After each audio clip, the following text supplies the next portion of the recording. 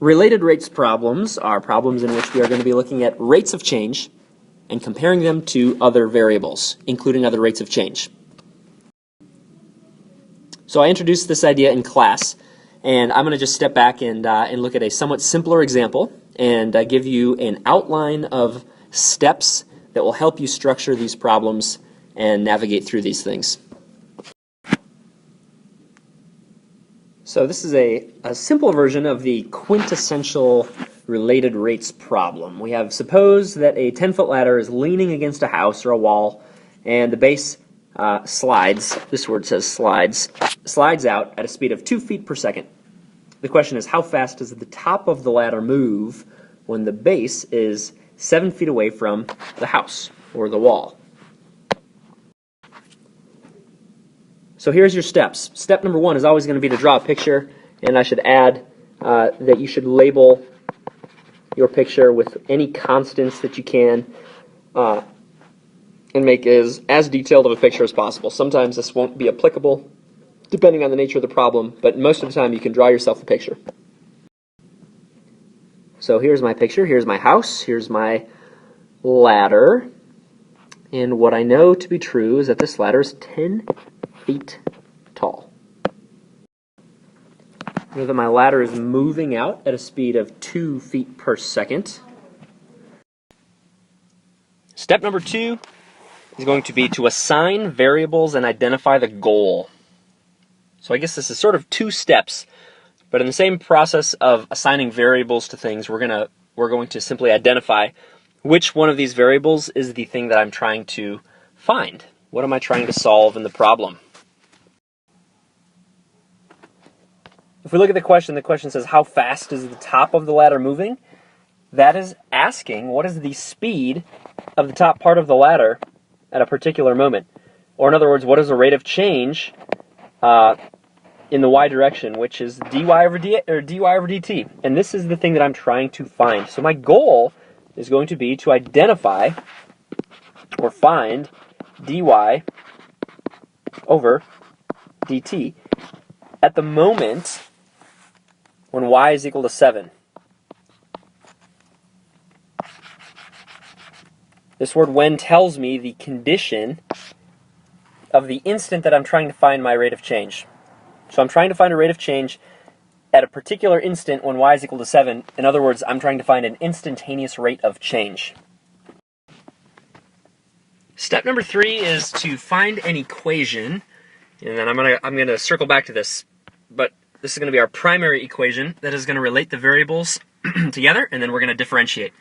So on this particular example that we're looking at, we only are going to need one equation, and it is our primary equation. It's our master equation. It is the mother of all equations that we're going to differentiate, and by differentiating it, we will come up with symbols that are helpful to us, symbols that we know, like the dx over dt. We know what that is, or dy over dt. That's what we're trying to find.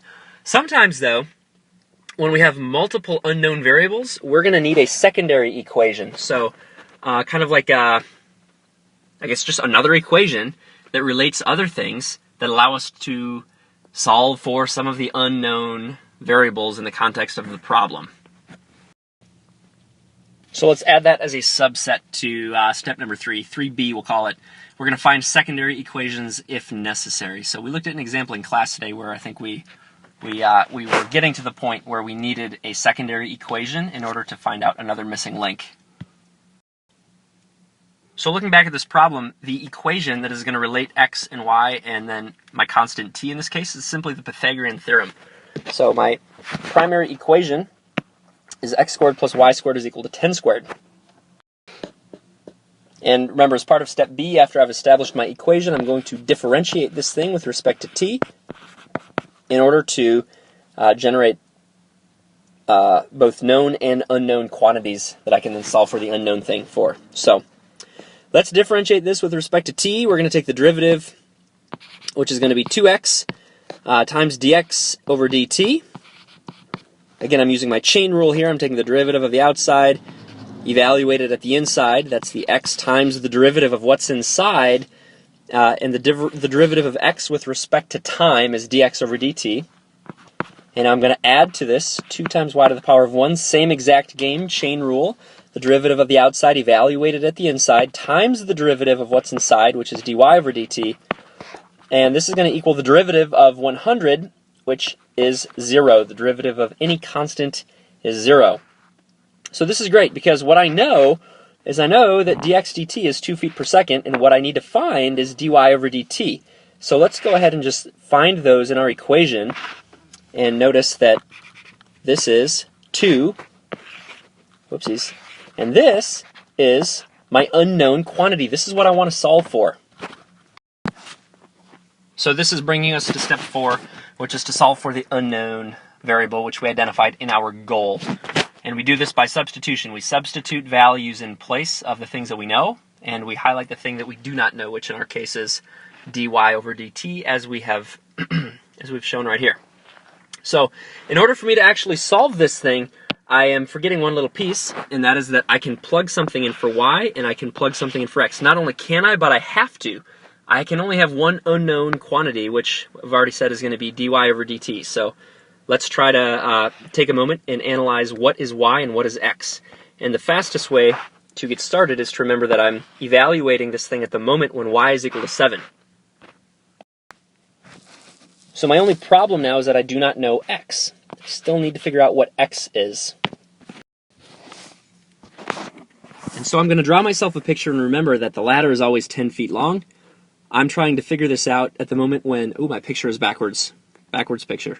I'm trying to figure this out at the moment when y is 7. I know that y is 7, and what I need to know is what is x at that same exact moment in time when y is equal to 7 feet. So to solve for this, to solve for x, I will employ my Pythagorean theorem and write that x squared plus 7 squared is equal to 10 squared, and solve for x. Alright, so when we solve that Pythagorean theorem equation, we see that x is equal to 7.141, and that is the missing link to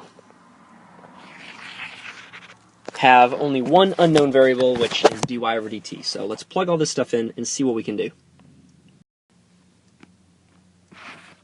So I've substituted everything in place, and this whole thing is still equal to 0. Oh boy. There we go. Still equal to 0. And so we can solve this simply by subtracting this quantity and dividing by 14. And when we do that, dy over dt will equal negative 2.04 feet per second.